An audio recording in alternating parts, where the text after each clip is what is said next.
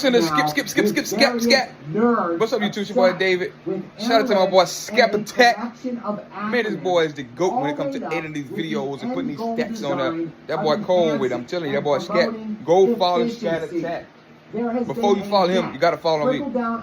He trying to get to 100,000. I want to get to 5,000 subscribers. See, he big time. Look how big time. Skep, holla at your boy. Let's do a show together, Skep. Holla at your boy. Holla at your boy.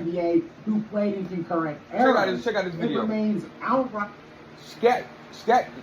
See, what I do is I like to talk and give you my factual stats. My word to mouth. I made a video about this last week. I made a video about years ago.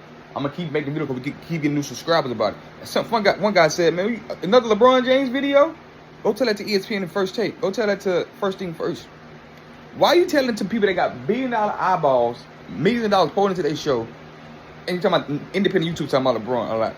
They got 5 seconds about LeBron James, nigga. 5 seconds about LeBron James and the Cowboys. And you want to talk about people like me, Scab Attack.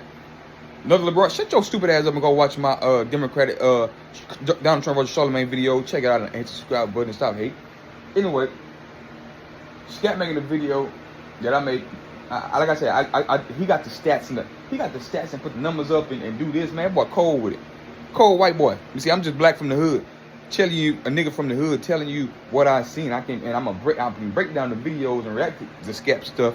But Skep is the guy when it comes to you want the stats on top of the video. Check him out. He was talking about how you cannot. I made a video about Peyton Manning and Justin Herbert. Stop comparing people different eras to other leagues. I mean, different eras. If you play in the same league, you play in different eras and different rules. Same way Michael Jordan said, you don't call me the GOAT because I cringe at it because I didn't play against these other greats in this ever. So Skep gonna break it down with the stats. You look in the background, look at the stats. Skep ain't gonna copyright me yet. He hasn't copyrighted me yet. He's a real one. So, and I'm gonna break some down and we're gonna react to it. Impossible to adequately gauge the level of efficiency of one player versus another who played in eras that do not line up. Y'all remember I made the video about Peyton Manning and Justin Herbert, how they trying to compare Peyton Manning and Justin Herbert first 7-8 years? Trying to make it like they are similar players? Nigga ain't close to Peyton. That's why I said you're going to take Dak Prescott and Kirk Cousins over Joe Montana and Terry Bradshaw. You wouldn't do that. But the stats say so. So let's just be truthful. We're at historic and unprecedented low points. Let's enjoy the video, y'all. Who played most of or all of their primes during that span of time will unquestionably look far less efficient than players who played literally any time before or after. And for some reason, there is primarily one player most penalized, with his legacy being impugned for his perceived lack of efficiency. Yes, the selfish shot chucker Kobe Bryant, who is now most recently being dragged for his poor shooting performances in the finals.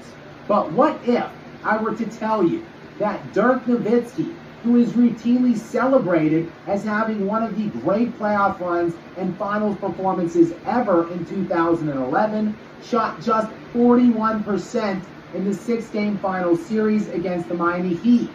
Let's pause, because in that finals, I just thought Dirk was giving niggas buckets. I didn't look at field goal percentage. I thought he was giving niggas buckets when it mattered the most. See, the thing is, you have to get in the rhythm of shot. You're gonna take hard, tough jump shots and hard, difficult shots. You're gonna take a lot of them, but you got to get a rhythm at the end so you can get to your spots at the end of the game. And all I seen was Dirk making clutch after clutch after clutch shot and put his team up to win that championship. That's all I care about. I seen Dirk getting buckets and busting nigga ass. I didn't care about 41% field goal percentage. His efficiency and field goal percentage wasn't the be-all, end-all back then when real defense was being played. Further, if Dirk was worried about all of that look at the shot he's shooting. He likely would have been too afraid to take off one leg, nigga, in his grill. In clutch time, and he how you gonna shoot 50% on shots like that? Like someone else we all know who also participated in that same series on the other side. Such as when LeBron scored 8 points in an entire game who said that? in which he played 45 minutes of. Or like how LeBron scored exactly 0 clutch time points for the entire 6 games combined. After YouTube, all, you we'll be- can't miss shots if you don't Hold on, YouTube. take them. We're gonna pause But this. how about when the big fundamental Tim Duncan shot just 42% in the 7-game final 42%. series in 2005? Tim Duncan 7 foot. Why is Tim Duncan shooting 42%? I gotta let my dog out. Why is Tim Duncan shooting 42%? You don't know how to open this, man? Why is Tim Duncan shooting 42%? He's 7 foot. Why is Bill Russell in his era in the 60s? First of all, we're shot 44%. He's a center. But we just say he's top 5 because he got 11 championships. He's playing against 8 teams. Why do we do that? Why do when it comes to Kobe Bryant, to pay LeBron James me? That's why we're gonna keep making videos about him and keep on debunking it until you niggas get it to y'all fucking scar. You can deny it all you want to. I really don't care. But the truth, it's gonna be a lot of more people that's gonna get the truth, and a lot of you niggas gonna be idiots and just stick with the false stuff. I don't care about you idiots stuck on stupid. I care about the real ones that need this information. Or how about the fact Michael Jordan And some can be converted. 41% in the 1996 NBA Finals against the Supersonics on the heels of a 72-10 regular season.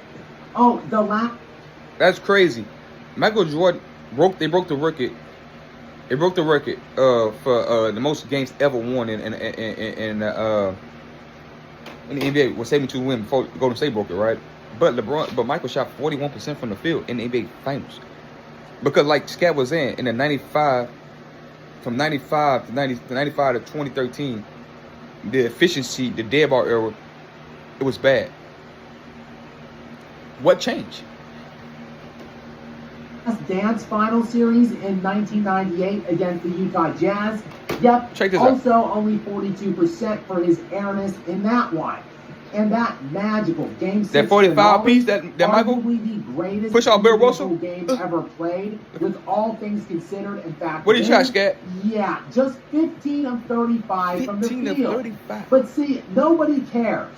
For Kobe, though, I never heard Skip Bayless get on the show or any ESPN they get on the show and say Michael Jordan shot 15 of 35 in that game 6, but he had 45 points. We don't give a fuck how many shots he took. The nigga scored 45 points and hit the clutchest shots. Was big time in that fourth quarter to win that game. Hit the shot to win that game. But nobody brings that up. Why is that? Propaganda. of course, it all matters. But as It doesn't matter. always that. Michael was cooking them niggas when it mattered. And he had a 45 piece. All I hear, I never heard 15-35. All I hear is Michael Jordan scored 50% of his team points. And he hit the game-winning shot to win the finals. And he got the steal. Nobody never bring up his efficiency. Funny how that's don't get brought up. Because many just simply aren't taking into account the context. And for that, you have to go back to the 1995-96 league year. Listen. The aforementioned one where the Bulls set the all-time record for wins in a regular season, going 72-10, and Michael Jordan would win his 4th league MVP and 4th NBA championship to go along with the historic regular season win total.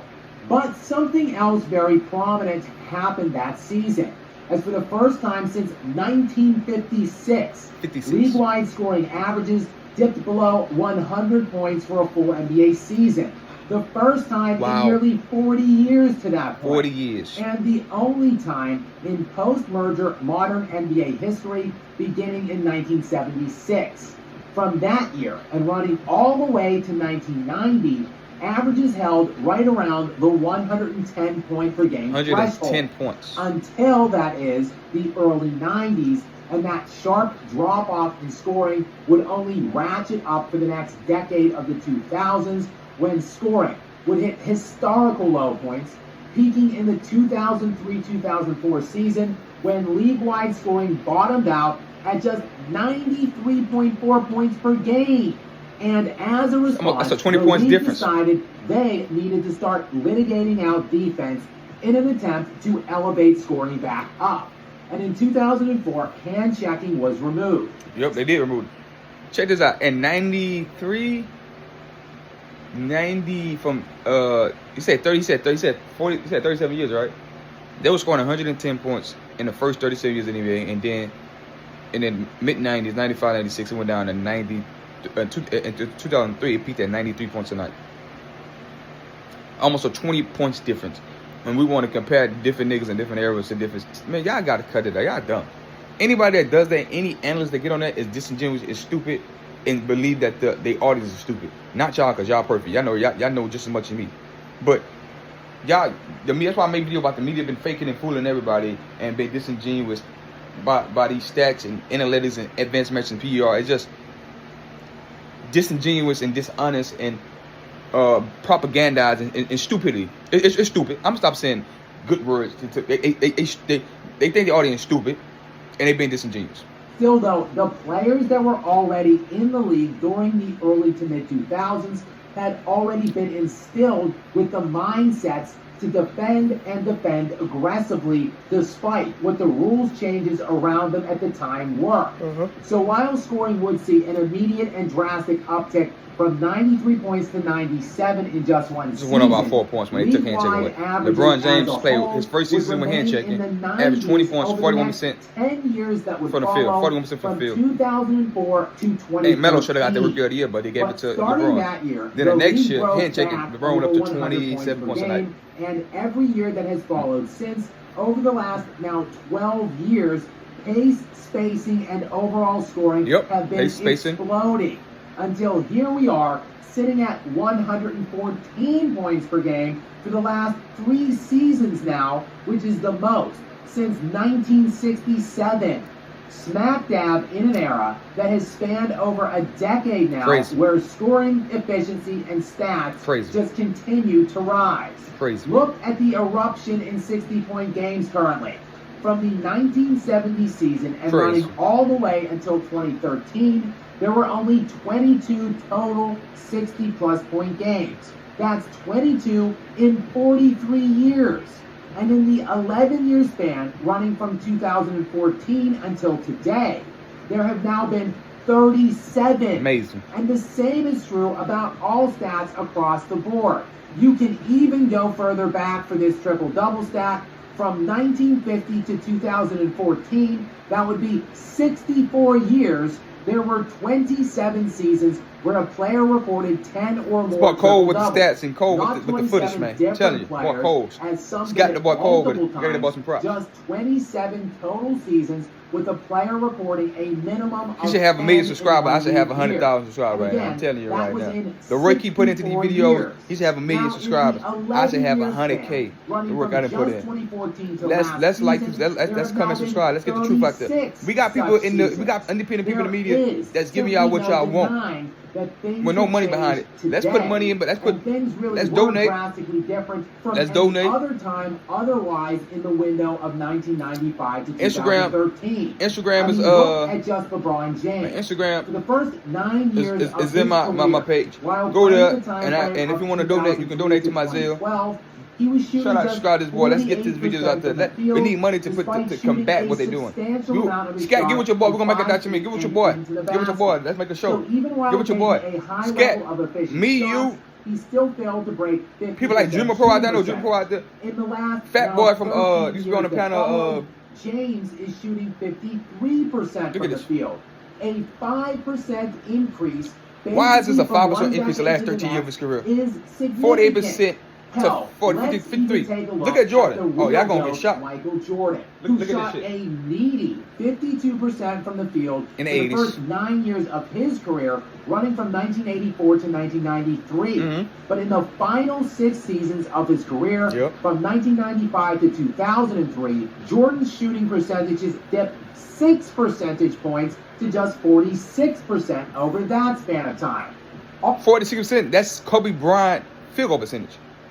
Take away Kobe Bryant last 3 years, the post Achilles, Michael Jordan, LeBron James Michael Jordan and Kobe Bryant got the same field goal percentage in the era, in the time frame they both played in. Remarkable, ladies and gentlemen. It's remarkable what stats and real stuff and eras can do for you. Are you starting to see a trend here? Of course we now are, Scat. Imagine a player who had to play their entire career in that whole era, the whole Kobe time. Bryant was drafted in 1996 and ruptured his Achilles in 2013. We don't count Kobe after effectively ended his 2013. career. I only count the 22 And points per every game. player that Kobe. played, the Because vast majority after the of Achilles, their primes his career was in that done. span have been Because he got hurt punished right after he when came back to play compared 6 games, to any players fucked up who his were leg lucky again. The next year enough towards a to Rope play Cup and had a significant ceremony chunks of their seasons prime last season. So outside of it. last 2 years, So when you're wondering Not even played the why full season, so why they didn't put that on his Kobe's efficiency stats? metrics look so bad, the answer is because all of the players all the during players that time look was bad. bad. All There of are them. three Everybody in his total era, players even Michael ranked Jordan, even inside of LeBron the top James, they were playing the 30 era. Even on Kevin the Durant, they played the era, all-time did not player have great efficiency efficiency. scale Even that Tim played Duncan, the Dirk vast Nowitzki, these majority of bigs. their prime Let's stop within it. the range of 1995 to 2013. Those three players are Shaquille O'Neal, Tim Duncan, and Kobe Look what we're Bryant. finna say about I mean, Nikola Jokic. obviously Anthony Davis isn't a greater player And than AD. Tim Duncan. AD better than Tim but Duncan? his PR is way better, right? higher. Just like 10 years from now, they're gonna say Anthony AD. If Towns AD won is another championship, higher than they're gonna say, Kevin oh yeah, Garnett AD and better than Dirk Tim Duncan. Nowitzki. In fact, They're gonna say there are Jokic's better 13 than players ranked in the top 30 all-time Whip. in PER. Michael that have Jordan. played most of their primes Because in his PR in this this era is crazy. They're Watch. not necessarily better players. They're just playing in different, more efficient times. Now, if you want to compare them against each other, that's well, what you do. is That's how you do totally it. fair. Looking at Nikola Jokic's absurdity in being the #1 ranked player ever in PER Number by one a ever? significant margin. So Nikola Jokic to go. about a Nikola Jokic to go. full point and a half better than Nikola Jokic to go. LeBron. Well, if you want to make the case with all of the surrounding resume points Jokic has constructed Nikola Jokic to go in one this championship. era, that he is the best player of this That's what you post-2010 jerks time frame. people tell us. Compare Nikola Jokic to the people right now. The SGA, the Joe Embiid. Compare him to LeBron. You compare him to Kevin Durant because these guys still playing. Is as lopsided and nonsensical as comparing Will Chamberlain's stats to any other modern era NBA players. Thank you, sir. But as always, most of the hot take. Thank you, sir. Thank you, sir. Hope y'all learned something. Hope y'all understand it. Hope y'all seen the stats. And I hope you dumbass nigga that come on the channel take that in consideration at least. I know you want to be. I know y'all want to be dumb and difficult and want to glaze LeBron James. I know y'all want to glaze LeBron James. I know. But by y'all metrics, by y'all standard, Nikola Jokic is better than LeBron James. Because Nikola Jokic is #1 PR, LeBron James is #2. And LeBron James played a significant enough time in this era with Nikola Jokic and dominated LeBron James. Hell, matter of fact, yeah, I'm going to say Nikola Jokic better than LeBron. Because they actually played in the same era. You can compare Nikola Jokic to LeBron. That's another video for another day. Anyway, hit that like button, subscribe button. Peace.